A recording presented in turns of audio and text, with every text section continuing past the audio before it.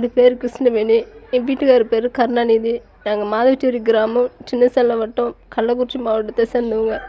என் வீட்டுக்காரர் ஏஜென்ட் மூலிமா டிசம்பர் 2ஆம் குவைத்துக்கு வேலைக்கு போனார்.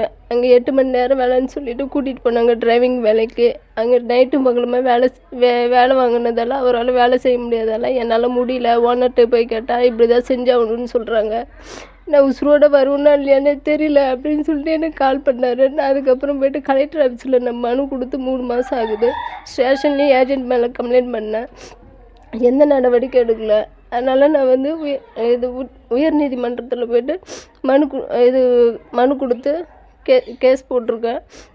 தமிழக அரசும் மத்திய அரசும் என்னுடைய கணவரை வந்து மீட்டு தருமாறு பணிவன்புடன் கேட்டுக்கிறோம். அவர் வந்து ஜூன் 18ஆம் வந்து காணாமல் போயிட்டார். இதுவரை 12 நாள் ஆகுது. அவர் என்ன ஆனார்னே தெரில, எந்த தகவலும் இல்லை.